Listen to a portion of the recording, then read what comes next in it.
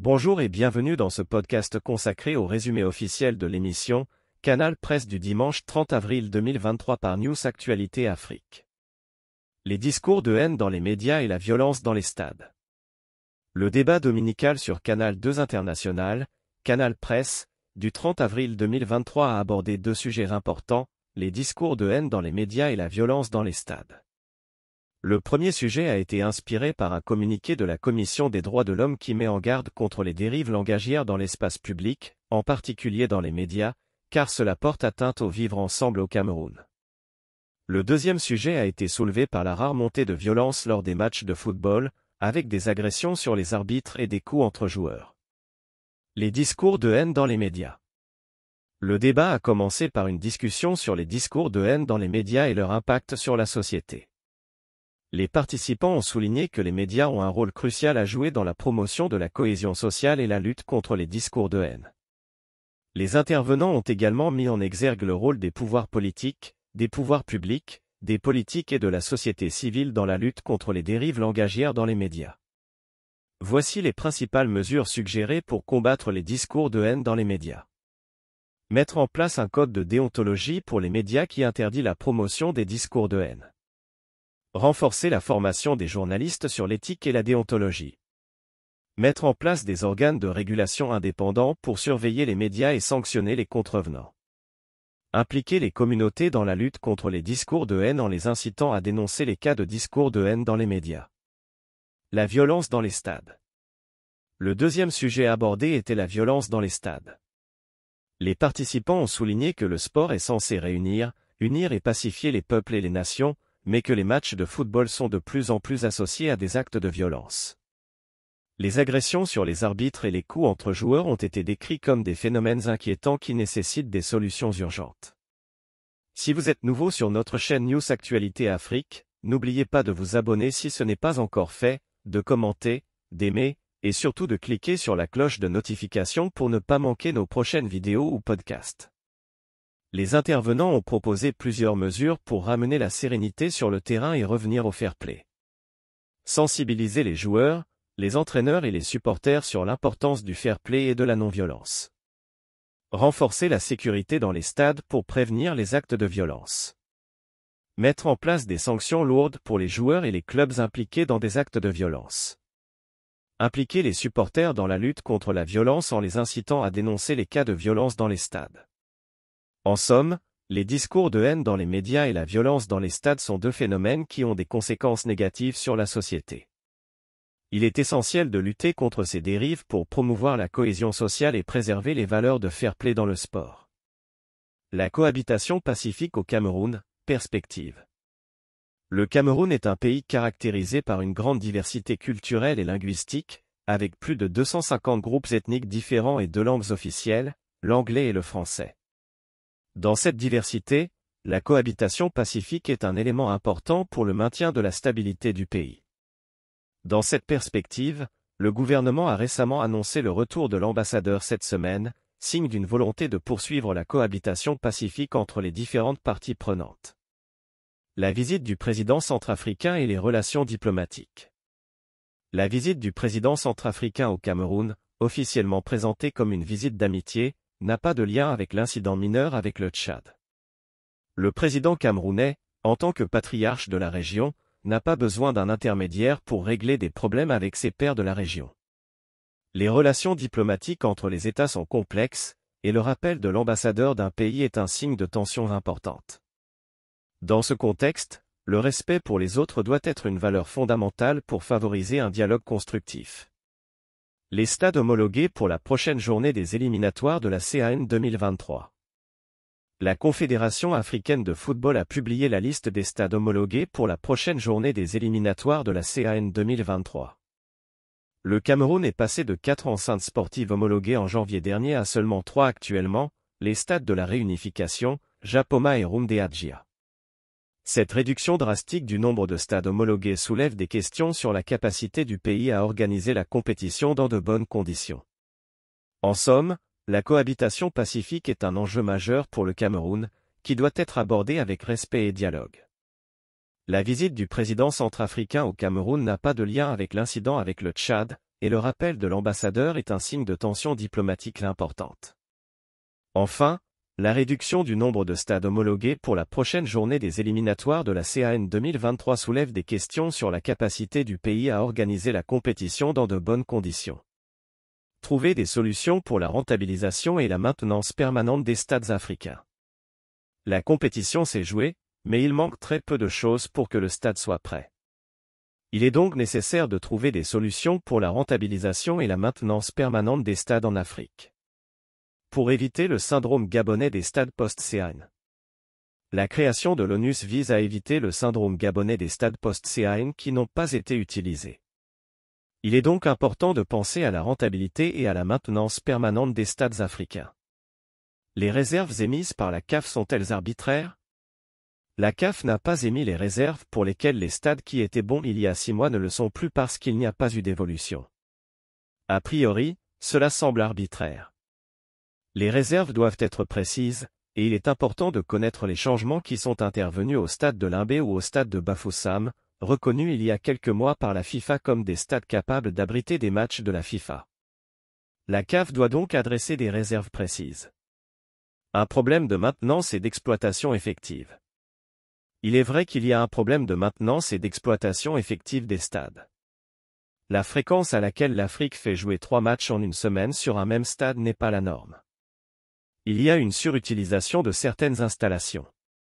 Il est donc important de mettre en place un bon planning pour éviter cela. Les exigences des stades pour la CAF sont très costaudes. Les exigences des stades pour la CAF sont très élevées. Il est nécessaire de respecter les normes concernant le terrain de jeu, les environs du stade, la zone d'échauffement, les buts, le recadrage, les bancs officiels, l'éclairage du terrain, etc. Le pronostic vital des stades africains est engagé. Il est important de prendre les mesures nécessaires pour les sauver. 23 pays sont concernés, et certains ne pourront pas jouer chez eux. Il est donc important de trouver des solutions pour éviter que les stades africains ne meurent. La CAF doit être sérieuse et transparente. La CAF doit être sérieuse et transparente. Elle doit fournir la liste de ce qu'elle exige pour que les joueurs puissent jouer. Il est également important de consulter le cahier de charges dans chaque stade.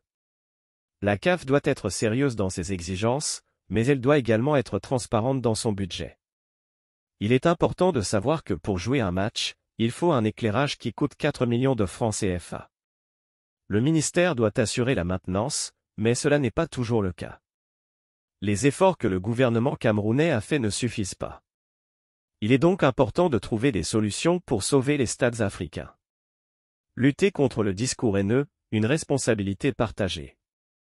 La France est actuellement confrontée à une montée du discours haineux, alimenté par des revendications identitaires et tribales.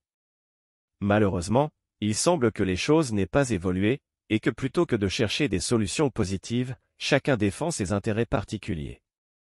Cette situation forme une espèce de cocktail Molotov, qui rend difficile la lutte contre ce fléau.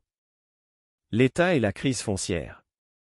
L'État est souvent mis en cause pour son impuissance à arbitrer les conflits et à organiser la résolution de la crise foncière. Il est devenu comme une mafia foncière, laissant les gens se revendiquer d'une appartenance à une tribu plutôt qu'à la République. Dans ce contexte, il est difficile de lutter efficacement contre le discours haineux.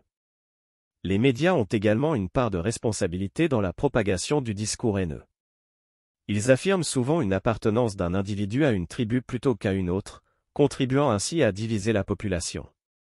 Les médias doivent donc prendre conscience de leur rôle dans la sensibilisation de la population et éviter de contribuer à cette division. Sensibiliser la population. Il est important de sensibiliser la population à la nécessité de lutter contre le discours haineux et de promouvoir les valeurs de la République. Les médias peuvent jouer un rôle important en organisant des rencontres pour sensibiliser les gens à ce sujet. Éviter les revendications identitaires. Il est essentiel d'éviter les revendications identitaires, car cela ne fait que refouler les frontières qui devraient nous rassembler plutôt que de nous diviser. Bien que les experts en anthropologie puissent avoir une analyse plus pointue sur la question, il est important de rappeler que nous appartenons tous à la même République. Une responsabilité partagée. En fin de compte, la lutte contre le discours haineux est une responsabilité partagée par l'État, les médias et la population en général. Plutôt que de chercher des boucs émissaires, nous devons tous travailler ensemble pour promouvoir les valeurs de la République et lutter contre le discours haineux qui menace notre cohésion sociale. La presse et la justice sociale au Cameroun. La presse est un élément essentiel de la société. Elle doit informer de manière impartiale et honnête, mais dans certains pays, elle est utilisée pour véhiculer des messages haineux et promouvoir des intérêts personnels. Au Cameroun, la presse est financée par l'État et les entreprises publiques pour diffuser des informations officielles. Cependant, la manière dont l'argent est utilisé est remise en question car certains ministres et directeurs généraux dépensent des sommes considérables pour leur propre communication. Dans cet article, nous allons examiner la relation entre la presse et la justice sociale au Cameroun. Lien entre nazisme et justice sociale. Le président du mouvement réformateur a fait un lien entre le nazisme et la justice sociale. Le nazisme est né d'un sentiment d'injustice sociale, et selon lui, il y a beaucoup d'injustice sociale au Cameroun. Ainsi, il est facile pour des personnes de manipuler les discours de haine pour promouvoir leurs intérêts personnels. Il est donc important de surveiller la manière dont la presse traite de ces questions. La presse au Cameroun est financée par l'État et les entreprises publiques pour diffuser des informations officielles. Cependant, il y a des préoccupations quant à la manière dont l'argent est utilisé. Certains ministres et directeurs généraux dépensent des sommes considérables pour leur propre communication, plutôt que de mettre l'argent dans une cagnotte pour la presse en général. Cette façon de faire n'est pas normale dans le fonctionnement d'un parti politique. Responsabilité de la presse. Il est important de souligner la responsabilité de la presse dans la promotion de la justice sociale. Les messages tribaux qui sont diffusés par certaines presses ne devraient pas être utilisés pour promouvoir des intérêts personnels. Les manipulations pour conserver un poste ou un pouvoir ne devraient pas être encouragées par la presse. La presse ne doit pas être utilisée comme une actrice politique, mais plutôt comme un moyen de diffuser des informations impartiales et honnêtes. La presse joue un rôle important dans la promotion de la justice sociale au Cameroun. Cependant, il y a des préoccupations quant à la manière dont elle est financée et utilisée. Il est important de surveiller la manière dont la presse traite des questions d'injustice sociale et de veiller à ce qu'elle ne soit pas utilisée pour promouvoir des intérêts personnels. La presse doit être utilisée de manière responsable pour diffuser des informations impartiales et honnêtes. La presse et la cohésion sociale au Cameroun. La presse est un vecteur essentiel pour la diffusion de l'information et des opinions dans une société. Dans le contexte actuel du Cameroun, il est nécessaire de soutenir la presse pour renforcer la cohésion sociale. La proposition de soutien à la presse.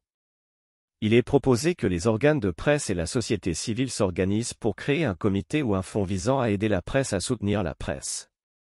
La communauté nationale peut ainsi collectivement soutenir la presse pour qu'elle ne soit plus à la merci de n'importe quel premier venu et éviter qu'elle soit instrumentalisée. La responsabilité de l'État. La responsabilité de l'État est importante pour soutenir la presse. Il est regrettable que le pouvoir en place n'ait pas adopté une démarche volontariste pour aider la presse. Les pouvoirs publics peuvent accorder une aide substantielle à la presse. Cohésion sociale. Le manque de cohésion sociale au Cameroun peut être expliqué par le fait que les populations vivent dans des conditions très difficiles. Les populations ont besoin d'accéder facilement à l'éducation, aux soins de santé et au logement. Il est important que les politiques prennent en compte cette réalité et prennent des mesures pour améliorer les conditions de vie des populations. La responsabilité des politiques. Il est impératif que les politiques prennent des mesures pour renforcer la cohésion sociale. La Constitution doit être modifiée pour ne plus faire apparaître les Camerounais comme des citoyens à part entière. Il faut que les politiques prennent conscience de leurs responsabilités et qu'ils agissent en conséquence pour le bien de tous les Camerounais. Les réseaux sociaux. Il est important que les populations comprennent le rôle des réseaux sociaux dans la diffusion de discours haineux et dangereux. Les politiques doivent être vigilants pour éviter que les réseaux sociaux ne soient pas utilisés pour créer des tensions et des conflits au sein de la société. En somme, il est important que les organes de presse et la société civile s'organisent pour aider la presse à remplir son rôle de vecteur d'information et d'opinion. Les politiques doivent prendre en compte la réalité de la vie des populations et prendre des mesures pour améliorer les conditions de vie de tous les Camerounais. Le professionnalisme dans le football. Le football est un sport populaire qui a une grande influence sur la vie quotidienne de nombreux individus. Cependant, ces derniers temps, il y a eu une augmentation des cas de violence dans les compétitions de football. Dans ce contexte, le professionnalisme est devenu une question centrale. Dans cet article, nous discuterons de l'importance du professionnalisme dans le football, en analysant les causes et les solutions possibles aux problèmes de violence. Le professionnalisme dans le football. Le professionnalisme dans le football fait référence à la capacité des joueurs à jouer selon des règles et des normes éthiques. Il implique également la capacité de comprendre les conséquences de ses actions sur les autres joueurs, les arbitres et les entraîneurs. Le professionnalisme est un processus d'apprentissage qui nécessite du temps et des efforts. Les jeunes joueurs doivent être encadrés et guidés par des entraîneurs professionnels pour comprendre l'importance de la discipline et du respect de soi et des autres. Les causes de la violence dans le football. La violence dans le football est souvent causée par des conflits personnels et des frustrations. Les joueurs qui se sentent frustrés par leur performance peuvent avoir tendance à se défouler sur les autres joueurs, les arbitres et les entraîneurs. De plus, l'influence des spectateurs peut également contribuer à la violence. Les supporters qui encouragent la violence et l'agressivité peuvent influencer négativement le comportement des joueurs.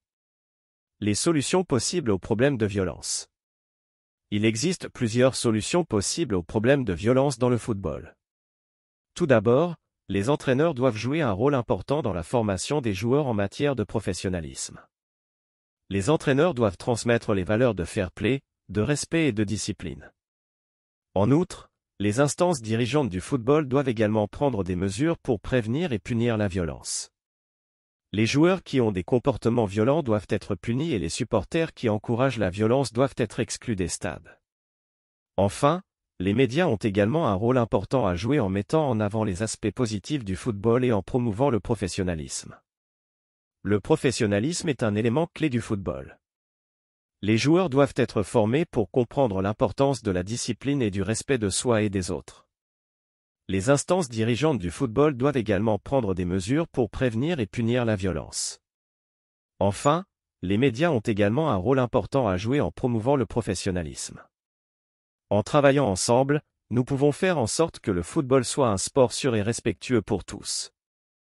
La violence dans le football, comment la combattre?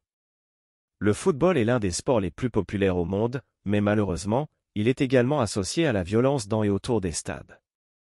Malgré les mesures prises par les autorités, les affrontements violents entre supporters de clubs rivaux continuent de se produire. Dans cet article, nous allons examiner les moyens de lutter contre la violence dans le football. La sécurité dans les stades.